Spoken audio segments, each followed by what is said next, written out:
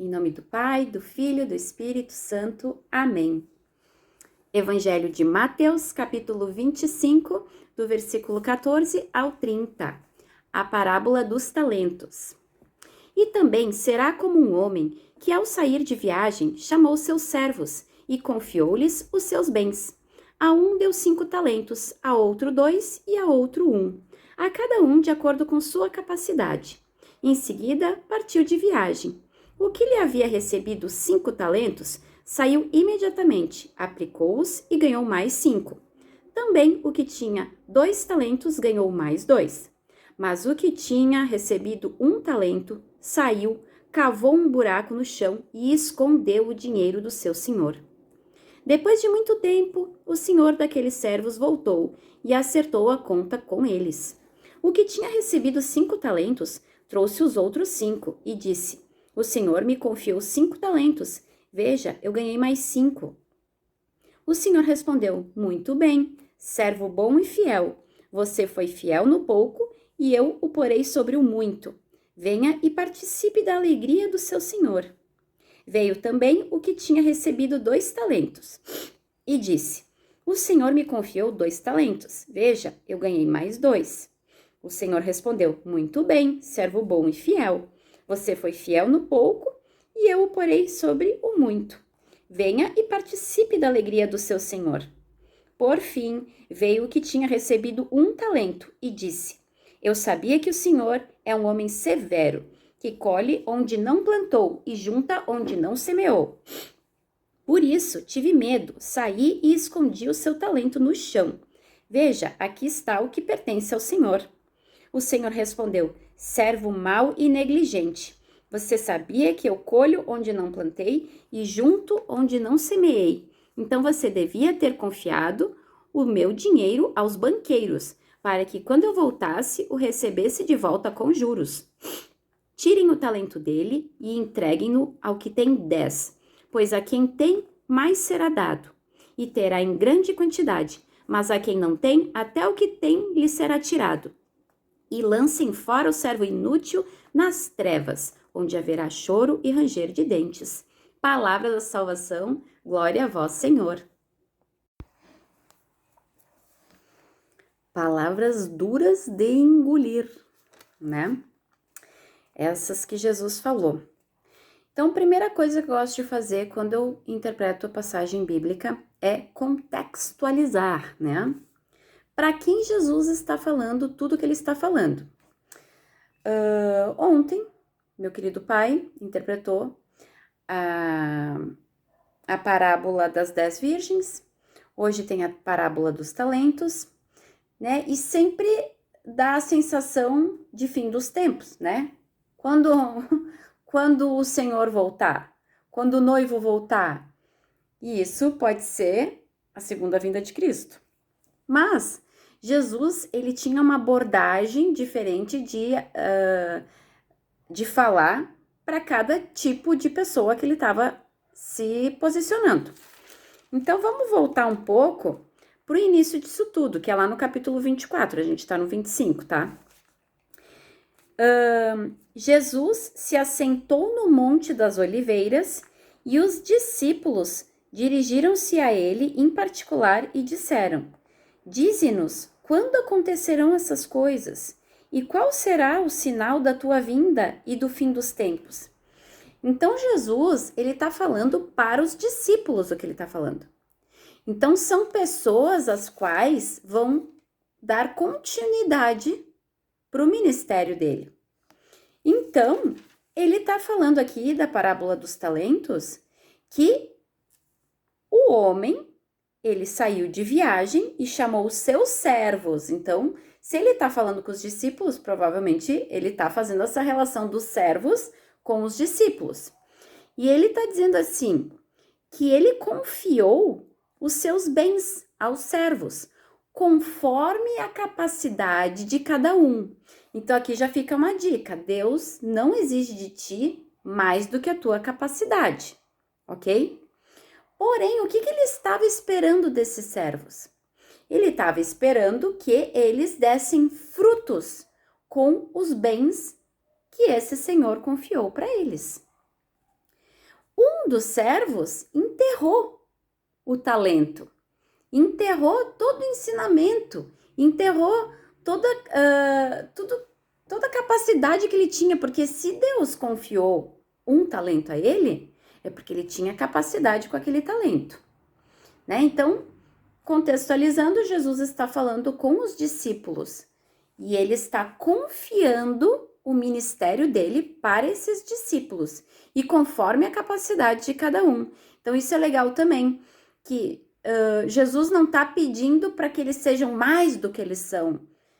Ele não está exigindo que eles mudem personalidade, ele não está questionando, porque tu é muito birrento, porque tu é muito falador, tu fala pouco, tu não sei o quê. Não, ele está dando os talentos conforme a capacidade. E esses discípulos vão ter que pegar esse talento e dar frutos com o que eles têm de ferramenta, tá? Agora, passando para os tempos de agora. O que eu penso sobre essa parábola? Deus, ele imprime a assinatura dele em nós, quando somos batizados no Espírito Santo, né? Então, onde a gente for, onde a gente estiver, o ambiente em que a gente estiver inserido, a gente vai ter que transparecer essa assinatura particular de Deus. Então, as pessoas que convivem com nós, elas têm que ter a sensação de que tu tá cheio do Espírito Santo, mesmo sem saber o que isso significa. Por exemplo, uma vez eu dei essa palestra dos talentos e eu fui pedir conselho para um Padre Léo. E aí ele me deu um conselho que foi muito feliz e eu nunca mais vou esquecer. Ele disse assim, sabe a igreja de São Pellegrino? Ela é toda pintada pelo pintor Aldo Locatelli. E tem muitos rostos na igreja. Quem são esses rostos? São pessoas que convivem com Aldo Locatelli. E aí, quando ele pinta, ele está pintando os apóstolos, ele está pintando pessoas que conviveram com Jesus, né? Tem todo um cenário lá na igreja. Aqueles rostos são familiares para o Aldo Locatelli. E ele imprimiu na arte dele a assinatura pessoal dele. Então, quando tu olha para a obra de arte, tu conhece a história do Aldo Locatelli, mesmo sem saber quem são aquelas pessoas. Tu não sabe que lugar elas ocupam na vida dele, mas tu conhece a identidade dele só de olhar para a arte dele. Nós somos a obra-prima de Deus. E quando as pessoas olham para nós, elas têm que ver a identidade de Deus transparecer sem perceber. Porque tu não pode ser uma pessoa invasiva também, né? Chegar a falar de Deus e apontar isso e aquilo, porque isso pode ser pedra de tropeço, né? Mas quando as pessoas olham para ti e o jeito que tu é, a forma que tu lida com as situações, tem que transparecer características de Deus. E aí isso vai inspirar curiosidade nelas, para que elas te perguntem algo e aí tu está pronto para dar frutos. Porque daí Deus vai colher esses frutos depois. Então, o meio que nos cerca quer dizer o quê? É onde tu trabalha, é a tua família, é algum lugar que tu vá cotidiano, um supermercado, na praça, sei lá. A forma que tu vai lidar com as pessoas que cruzarem o teu caminho. Ela vai ter a assinatura de Deus, tá? Deixa eu ver se eu esqueci de falar alguma coisa. Então, a mensagem principal aqui é que Deus, ele não dá nada, nenhuma missão para nós, além da nossa capacidade. Então, às vezes tu pensa assim, qual que é o meu propósito de vida? Né? Passa a vida toda procurando o teu propósito. O teu propósito tá dentro do que tu já tá fazendo, né? Então meu propósito é ser veterinária?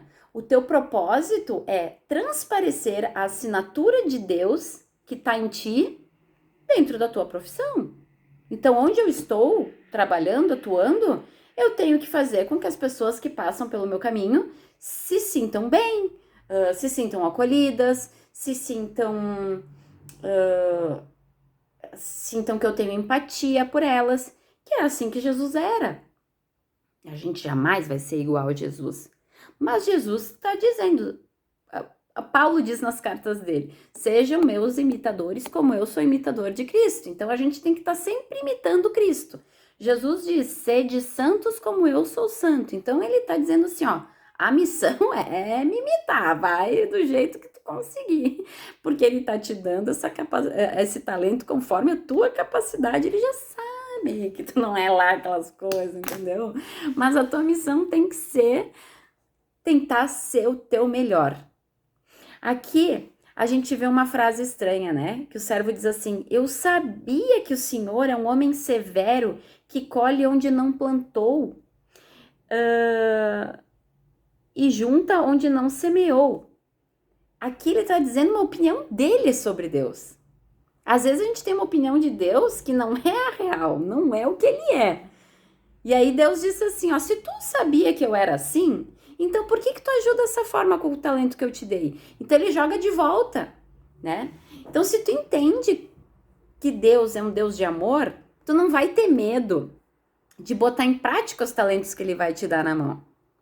Agora se tu fica pensando que Deus tá cheio de ira e vai jogar um raio em cima de ti, tu vai ficar com medo, tu vai esconder os teus talentos. E às vezes tu fica pensando assim, eu preciso descobrir o meu propósito. E aí tu fica lapidando aquilo, e aquilo nunca fica pronto, entendeu? E aí tu nunca vai pro mundão mostrar a identidade de Deus que tá impressa em ti. A gente nunca vai estar pronto. A gente tem que seguir com as ferramentas que a gente tem. E ir melhorando, ir tropeçando, aí tu levanta e melhora, mas sempre segue pro alvo, continua caminhando, não estaciona, porque senão tu não vai evoluir, a gente não tá pronto.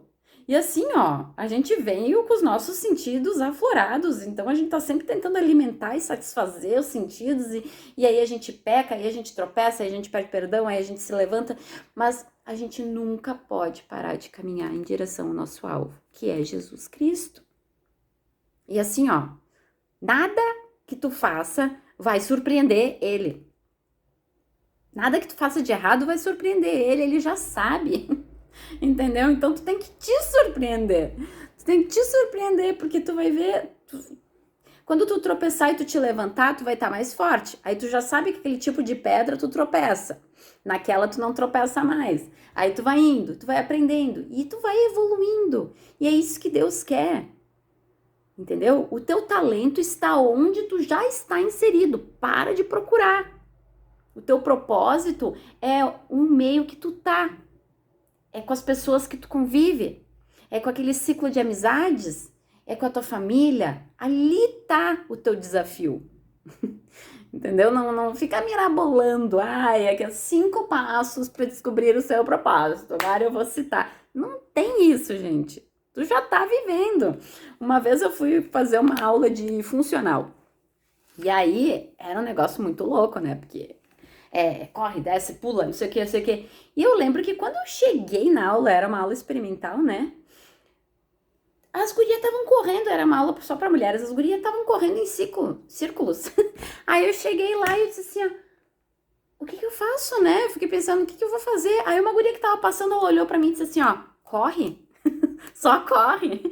E eu nunca mais esqueci aquilo, porque a vida é isso aí, entendeu? Tu tem que seguir o baile, e aí tu tem que fazer o teu melhor, os exercícios vão aparecendo, tu vai cumprindo ali o roteiro, e no final tu vê assim, cara, eu consegui fazer essa aula, eu consegui cumprir essa prova.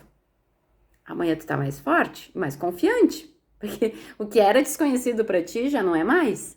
E aí tu vai passando por tanta prova, que no que tu mais sofreu batalhas, tu tá dando aula de como sair dali. E é ali que Deus tá te mostrando teu talento. Onde tu mais sofreu, onde foi mais difícil para ti sair daquilo, é onde tá o teu talento. E ali tu vai frutificar. Porque tu vai conseguir dar aula de como sair daquilo. E tu vai fazer com que outras pessoas não precisem passar por todo esse processo. Se elas prestarem atenção no que tu falar, porque às vezes a pessoa tem que se ferrar mesmo, né, para aprender. Mas a tua missão é essa. É vencer todas as provações que Deus está permitindo entrar na tua vida, para que tu seja um mentor de como sair delas. E assim, ó, a vida que tu tem, o trabalho que tu tem, a família que tu tem, as pessoas que tu convive, o mundo que te cerca, ele não tem nada dele ali, é teu. Tudo que, onde tu tá inserido, onde tu tá vivendo, o que tá acontecendo à tua volta, foi confiado a ti conforme a tua capacidade. E tu tem capacidade de fazer com que aquilo seja uma transparência da assinatura de Deus através de ti. Então, não vamos decepcionar esse Senhor que vai voltar e vai pedir contas, vai prestar contas. E aí, o que tu fez com o talento que eu te dei? O que tu fez com essa vida que eu te confiei? Então, é isso. Até amanhã. Um beijo.